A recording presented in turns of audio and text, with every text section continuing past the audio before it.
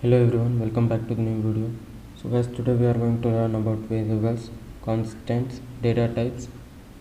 So guys, let me begin with variables. So variables are nothing but the containers in which we can store values, and that values inside the variable can be changed according to our needs. Let me take a real life example. This is a water bottle, right? So inside this we can put water. So this water bottle is a container. So that container is called as variable. So that water can be called as value. So guys, packet drinking water. This label is called as data type, and the water which is stored inside this bottle is called as value, and this bottle is called as variable. So guys, similarly you have seen many more containers in your house, like the salt container, and in your kitchen you have seen many of these containers. So that all containers referred as variables. So guys, let me talk about this with a programming example. So guys, in this simple program you can see that there is a variable called num. So in the num we are storing the value which is 10. So guys, the value 10 is going to be stored in num. So guys, let us print this and see the output. So guys, you can see that the num is having value of 10. So guys, this can be called as the container, right? Num is storing the value 10. So here num is called as container, and in C, container are referred as variables. So variables are nothing but the containers, as I said. So this is can be called as a variable. And here pi is also storing a value which is 3.14. So pi is also an container, which means it is also an variable. So in this alphabet variable we are storing the value, the character, which is s. So this is also an variable. So guys, in this printf statement I am just printing the value of num and pi and the character. So guys, let us talk about the variables in deep with a diagram. So guys, let's say I have taken three variables a, b and c. So these are all the variable names. A is a variable name, b is also a variable name, c is also a variable name, and the value that I am storing inside the variable a is going to be 10, and the value which I am going to store in the variable b is going to be 20. Similarly, the value which I am going to store in c will be 500. So guys, these are all the values which are stored in these variables. And let us talk about the address of this variable.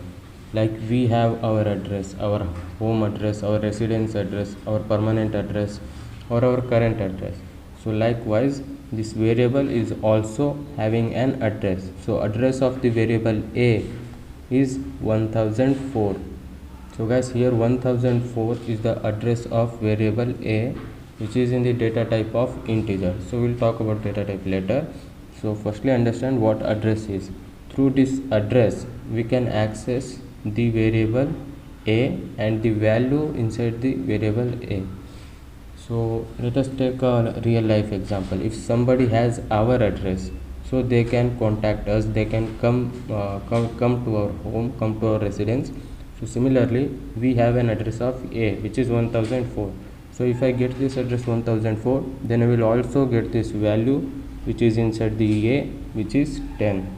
So guys, similarly the variable b has an address which is 1008, and the value which is stored inside the b is 20.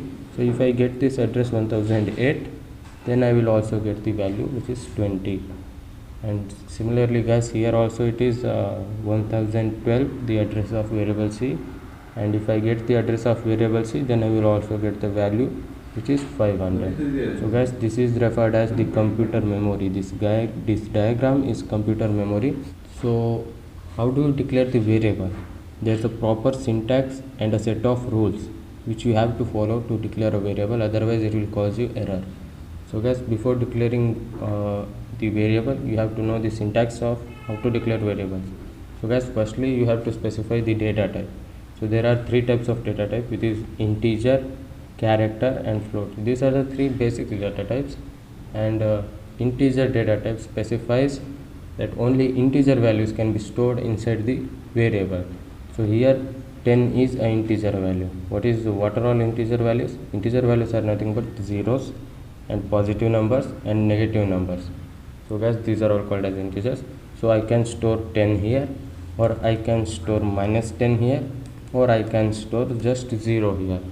So in this variable num, I am now storing 0, and this is the data type of integer, and 0 is also an integer, so it is a valid statement.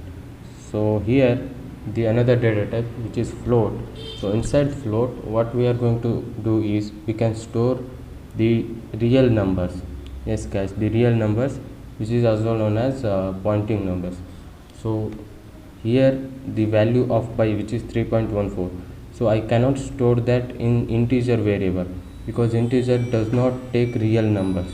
So 3.14 is an real number, so 3.14 can be stored in the variable pi. Data type, we can store maximum 6 digits after the point. We can store 6 digits after the point. So this is only 2 digits, so if I want, I can store 6 digits in that. Let us talk about the another data type, which is character. So guys, in character we can store only one alphabet of English letter, whether it might be in small letter or capital letter. So guys, here the variable alphabet is the data type having character, and I am storing S here. So guys, S is the alphabet of English letter.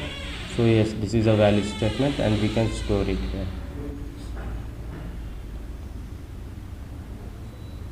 So guys, integer num, I have stored 0 in the num. See guys, 0 is here inside the num, so it is also showing 0. So yes, this is right. And inside the float, I have stored 3.14234.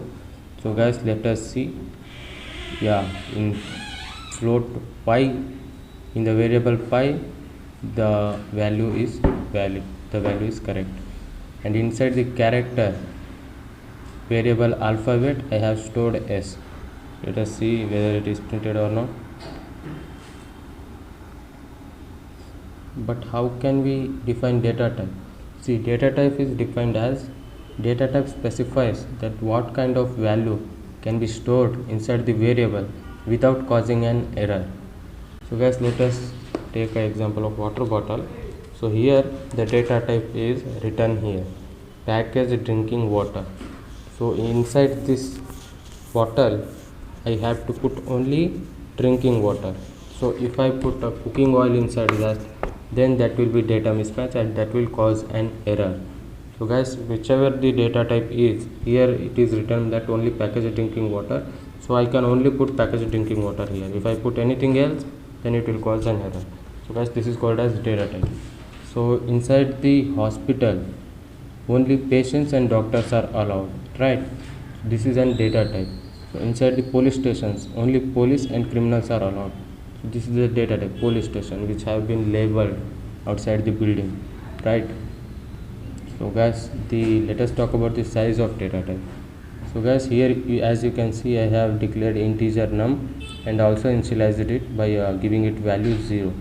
So its size, integer size is 4 byte, and the size of floating point is also 4 byte, and the size of character is only 1 byte. So let us see this by a printf statement. So guys, you can see that size of integer value num, the variable num is having size 4. So size of floating variable pi is 4, and size of character variable alphabet is 1. Whatever value you can put in this, the size will remain same. So yeah, it is having size of 4 bytes. So it can allocate, so it will allocate 4 byte of memory space in your computer system. So the variable float, which is pi, will also allocate 4 bytes of memory space in your system. And the variable alphabet, which is in the data type of character, it will allocate only 1 byte of memory space in your computer system. So hope guys, this will sum up this and you have understood this. So if you have any query or questions related to this video, please contact me below. Thank you, bye, have a nice day.